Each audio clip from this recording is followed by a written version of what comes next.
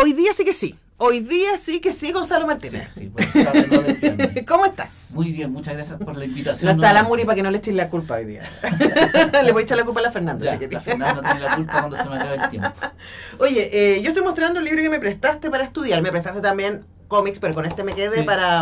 además tengo las colecciones de Mampato que salieron hace poquito de Penguin. Sí. Andamos un saludo al Daniel Olave, que fue uno de los como gestores de que eso sucediera. Penguin sacó hace poco 2 Mampatos, hace poco digo en los últimos años, como colecciones de Mampato empastadas, súper lindo. Y vamos a hablar de Temo Lobos.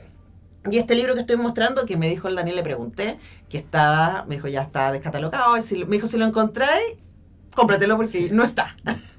Así que tú lo tienes. La gran aventura de Temo Lobos, de Rafael Valle, que cuenta la historia, es una biografía de él. Y que a mí me subió de material de estudio para hablar de este, que según nuestro panelista Gonzalo Martínez, es una de sus mayores influencias. Sí, si es que no la mayor. Para mí Temo Lobos ha sido una, no sé si llamarlo una guía, porque en realidad yo trabajo muy intuitivamente, sino que uno con el tiempo y con los años me doy cuenta de que he seguido la influencia de gente que yo no la seguía conscientemente.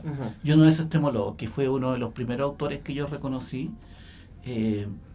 y he llegado a la conclusión, después de esta cosa rara que uno tiene al admirar a los autores, que Temo Lobos me ha influido en muchos niveles, no solo en el nivel puramente artístico, narrativo, sino que además en su propuesta creativa y en una capacidad de gestión que tiene. Uno cuando se dedica al arte en general y a la historieta en particular, dedicarse al arte en cualquier parte del mundo es muy complicado. No es fácil porque hay que comer y a veces no da.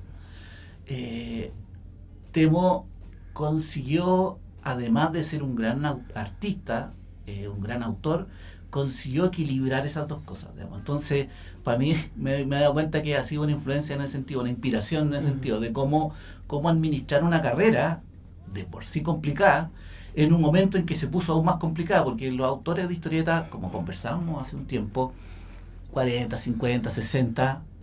tenían un trabajo estable y bastante bien remunerado. Entre ellos Temo Lobos. Sobre todo Temo Lobos.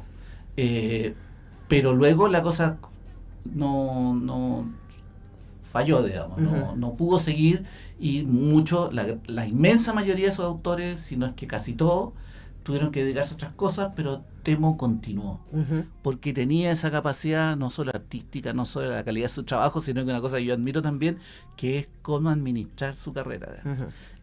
Yo sé que a muchos colegas les molesta cuando yo hablo de plata, digamos, pero en realidad uno tiene que comer. Sí, pues tenés hijos en la universidad. Claro, entonces uno tiene que ver cómo hacer para administrar una carrera sin traicionarse a uno mismo también, siempre sin venderse, digamos, pero y en ese sentido Temo Lobos para mí siempre fue una inspiración.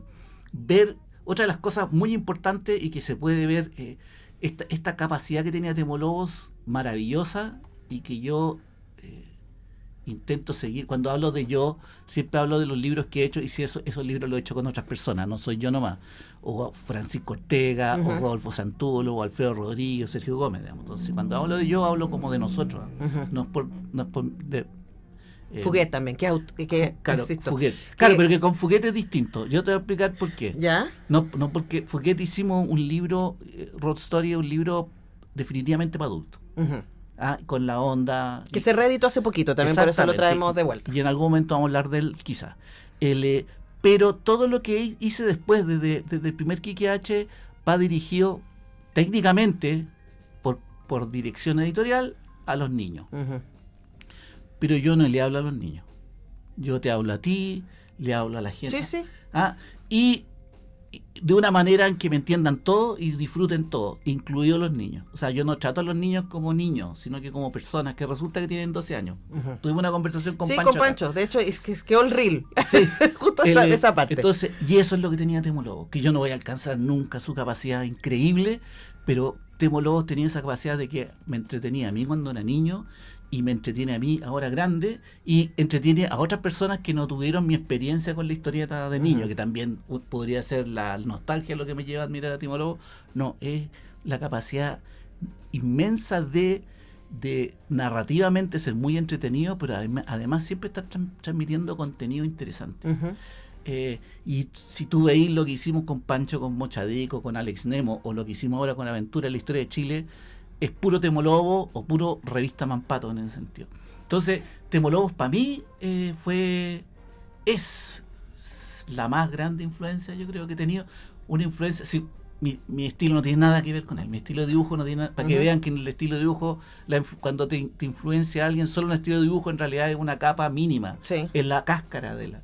Pero una influencia muy profunda de cómo contar historia y de cómo conectar con el público. Para mí eso es súper importante. Ahora, tu respuesta ahí, Gonzalo, me abre varias preguntas. Una, hasta ahora, porque ustedes pueden escuchar las sesiones anteriores que hemos tenido de este panel, y han sido más bien como contar la historia y en general el contexto en donde se da la historieta, ¿no? Sí. Y pueden buscar el programa de hace 2 semanas atrás cuando hablamos con Gonzalo sobre historieta chilena y sobre el momento al que le tocó vivir Temo Lobos. Y ahí mi pregunta es, ¿cómo se construye autoría cuando, en este mismo sentido de sobrevivir, él trabajaba a pedido? Sí, yo creo que yo creo que a Temo Lobo lo llamaban porque era Temo Lobo. Pero mientras estaba haciendo Temo Lobo también lo llamaban, o sea, es como antes de tener el nombre, el prestigio, etcétera. Pues yo creo que es parte, aquí me voy a pegar un parte súper chico. Muy chico, y es parte de estos procesos como de autodidacta, en donde donde un editor te pide cosas y tú estás viendo más o menos cómo salva el encargo, pero en el proceso vas aprendiendo, vas adquiriendo, hay gente que, como Temo Lobos, que consigue centrarse, consigue entender cuál es su lugar en el mundo y cómo transmitirlo, y dentro de esos encargos empieza a ser así, porque Mampato, su gran obra, no es de él. Mampato es creación de Eduardo Armstrong y Oscar Vega, papá de mi amigo Félix. Pero Temo Lobos la tomó y consiguió hacer de Mampato una obra muy autoral. Entonces, yo creo que así como hay directores de cine a los que le encargan una película, no sé, voy a hablar de James Gunn, por ejemplo, voy a hacerlo muy pop. James Gunn tiene una forma de hacer cine y le encargan el universo de superhéroes de DC y él le da su enfoque. Por eso llaman, o con, no sé, como Nolan, con el Batman. Estaba hablando muy pop, en el fondo para hacer... Este programa es muy pop. Bueno, excelente. Entonces, le encargan un personaje que no es de él, que no le pertenece nada. Que tiene su propio peso y armado. Claro, exactamente, que tiene su vida, que tiene sus fans, y lo toma y construye algo sobre eso. Yo creo que se puede ser autor sin ser necesariamente el dueño de la propiedad. El creador del personaje. Exactamente, el dueño de la propiedad intelectual. Yo sé que me odian cuando hablan esos términos, pero en realidad una cosa, uno puede trabajar por encargo o ser efectivamente el dueño de la propiedad intelectual. Entonces yo creo que Temo Lobo, mira, hay una anécdota que aparece en el libro, no una anécdota, en realidad es más que una anécdota. En algún momento, como hablamos en la clase pasada, sí, señor profesor, la historieta chilena, Zigzag, se empezó a dar cuenta que la historieta le iba bien cuando consiguieron los derechos de Disney. Le iba bien, hagamos más historietas. Entonces, pero ¿cómo hacemos si nosotros no sabemos cómo hacer historietas? Y le encargaron a Temo Lobos una revista de ciencia ficción. Se la outsourcing, que le llaman ahora. Le dijeron, ¿sabes qué?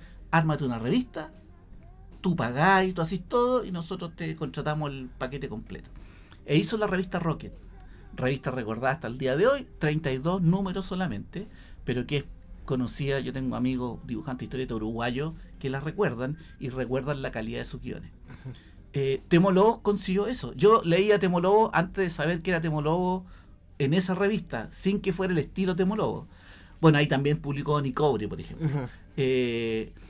Entonces, el Temo tenía esa capacidad de ser muy creativo. Bueno, se terminó quemando mentalmente, digamos, con esa revista, porque tenía que hacer, aparte de guiones, aparte de dibujar, tenía que administrar al staff de dibujante y guionista, que la revista saliera a tiempo, etcétera. Se terminó muy agotado. Pero es una demostración del temple y la calidad no solo artística, sino que administrativa de Temo, digamos, que es una cosa que yo admiro mucho. Que no todos los artistas lo tienen. No, pues muy pocos lo tienen.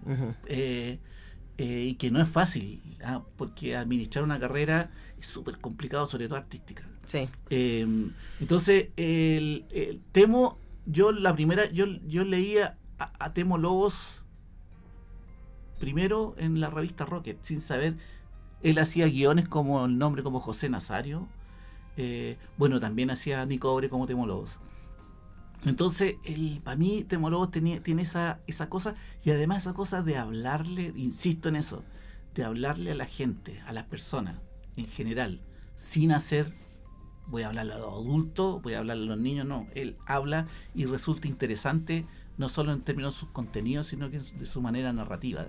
Ahora, ahí estaba pensando que, por ejemplo, en cine, cuando aparece la política de autor, lo que los franceses reconocen en ciertos cineastas especialmente el Hollywood clásico, que trabajaban a pedido. Sí. No tenían este concepto de la autoría, de yo voy a hacer lo que me sale en el corazón, mi subjetividad me llama. No, era como, usted haga esta película, haga un western, haga una bélica, haga una cine noir, haga. Y lo que los franceses reconocieron, Cahiers du Cinéma, que sale con esta propuesta, es que los autores siempre tienen ciertos temas, más allá del género, que les interesan, y ciertas maneras de acercarse a esos temas. Entonces, mi pregunta es, ¿eso también es transportable al mundo del cómic? Absolutamente. Independiente del género.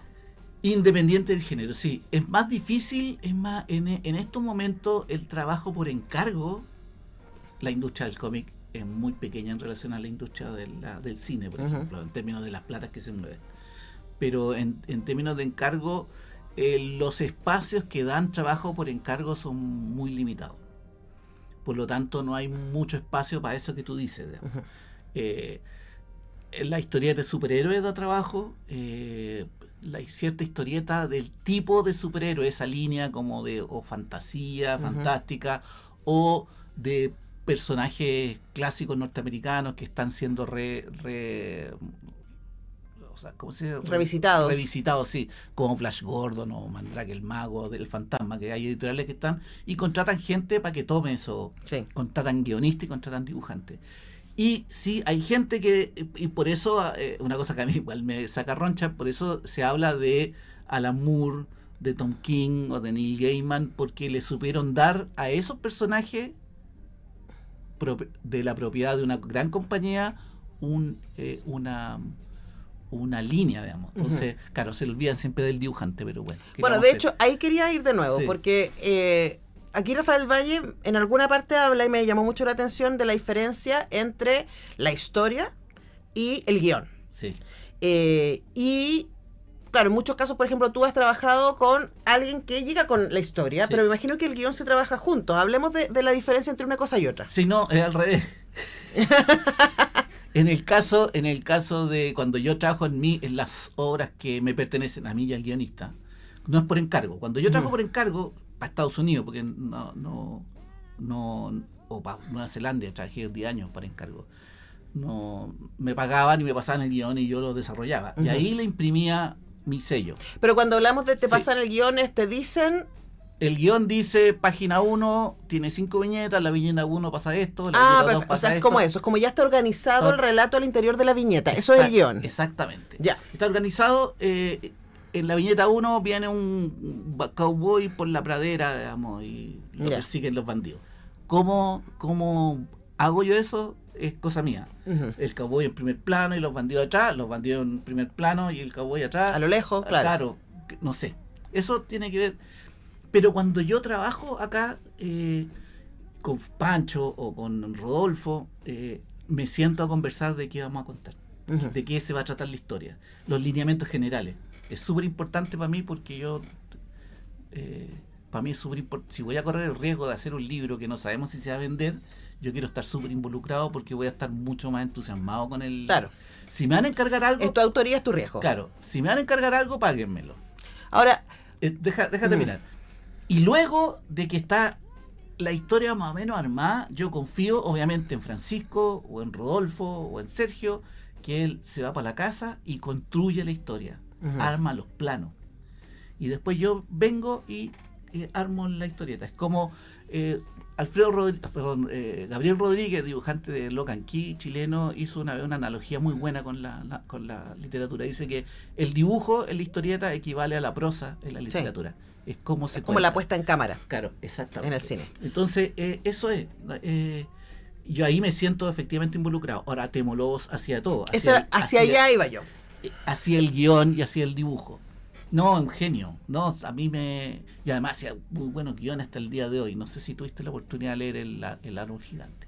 No. No, bueno. Lo busco. Búscalo. Ahora, hablemos de eso, porque si volvemos a la marca de autoría, y tú dijiste antes, Gonzalo, que en algún momento tú te diste cuenta que Temolobos lo reconociste como autor. Sí. Porque lo empezaste a leer sin saber que él era él, y sin saber, me imagino, que esto era él, y esto también era él, y esto también era él, y de repente dijiste, wow, la misma persona hizo todas estas cosas. ¿Cuáles son los temas y maneras que sientes tú que definen la obra de Temolobos? Voy a repetirme en lo que dije antes. Primero, que llegó la Muriel. Quedan 3 minutos, dice la Muriel. De hecho, quedan 3 minutos. Primero, un subtexto profundo, grande. Si tú lees el árbol gigante y la rebelión de los mutantes de Manpato, es una crítica a las sociedades estratificadas. De hecho, viven en un árbol gigante en donde los con más plata y poder viven arriba y el resto vive abajo. Pero no es, sino que además entre los de abajo hay gente que admira mucho y quiere ser como la gente de arriba. Me suena tan familiar. No, primero un subtexto que tú no te das cuenta de que te está hablando. O sea, el Temolobos siempre habla de algo interesante. En El oro de los Matabeques, en África, habla de la ecología. Siempre está hablando de algo, pero porque él quiere transmitir eso, yo me imagino, yo nunca lo conocí a Temolobos, pero yo me imagino, él está transmitiendo la inquietud que tiene en ese momento. Pero además te lo cuenta primero muy amenamente, o sea, tiene una pluma, si él fuera escritor, tendría una pluma muy que la gente se mete en y fluye por sus palabras. En este caso, fluye a través de los dibujos y sus palabras. Pero además le habla no solo a ti, le habla a todo el mundo. Para mí, eso es... Para mí ha sido una enseñanza muy importante. Es una cosa que yo intento hacer siempre. Yo no le hablo a este grupito de fan del cómic. Yo le quiero que me entiendan todos. Y eso yo se lo intento copiar a Temolobos. Y yo creo que ahí pasa algo extraordinario, y para ir cerrando, ¿no? Que tiene que ver con gente como nosotros, o como yo digo, que no somos fan del cómic y que no tuvimos, por ejemplo, la oportunidad de leer cómics desde chico, porque en mi niñez ya no habían revistas de cómics en los kioscos. Nos acercamos a ciertas historias porque no necesitamos ser expertos. Efectivamente. Y son familiares, y son accesibles, y son divertidas, y me compelen, aunque no sea yo he tenido muchos editores en mi vida y todos muy buenos. Diego González en Planeta, Daniel en Penguin, Daniel Olave en Penguin. Pero yo siempre digo que mis mejores editoras, esa cosa que yo me he sentido como... Porque Diego y Daniel, como son fan del cómic, como que me dejan hacer. Confían y no se meten. Yo he tenido 3 editoras maravillosas, que justo que son mujeres, no quisiera apostar de que porque son mujeres, digamos, pero capaz. No son fan del cómic, no crecieron leyendo cómic, pero entienden perfectamente el valor del cómic. Entonces, cuando toman mi obra y me hacen comentarios editoriales, lo hacen desde esa perspectiva, de cómo llegamos a la mayor. Entonces, yo agradezco eso profundamente. Sofía Montenegro de Chile, Laura Leibiker de Argentina, Jimena Godoy de Colombia. Maravilloso. Y si quieren saber más de historieta chilena, está toda la obra de Moisés Jasón. Sí. Está este libro de Rafael Valle que no está. Búsquenlo, quizás por ahí lo encuentran. Claro. Está un libro sobre Quimantú de Isabel Molina. Y está, por supuesto, el primero de todo, no Alberto Montalegre, Jorge Montalegre, que ha escrito mucho sobre historieta chilena desde el principio de los tiempos. Ahora, para cerrar la próxima semana, yo ya tengo los libros, pero los traje hoy día. ¿De quién vamos a hablar? Vamos a hablar de Jiro Taniguchi, autor japonés, que me enteré el otro día cuando nos encontramos. Vamos a hablar de manga. El otro día, ¿te acordás cuando nos encontramos en mi barrio? Yo andaba con un cabro. Ese cabro es el encargado de la gestión cultural del Centro Cervantes en Tokio. Ya. Entonces, él quería saber de historieta chilena. Entonces estuvimos conversando de historieta chilena y en un momento empezamos a hablar de historieta japonesa y le dije, chuta, a mí me gusta mucho Jiro Taniguchi. El menos japonés de los japoneses. Ah, como cuando uno le dice que me gusta Kurosawa y te dicen, bueno, pero Kurosawa igual era súper occidental para su cine. Bueno, ahí lo dejamos. De eso vamos a hablar en 2 semanas más. Jiro Taniguchi, exactamente. Gracias, Gonzalo Martínez. Pero qué gracias placer. por la invitación. Y lo logramos, ¿viste? ¿Viste? Gracias. Gracias, Muri. ¿Está bien? Está bien, está bien. Excelente. Y ya está Alejandra Pinto porque vamos a hablar de Rocky Horror Picture Show, que cumple 50 años, Sí. y otras musicales que nos gustan. Perfecto. Ya regresamos.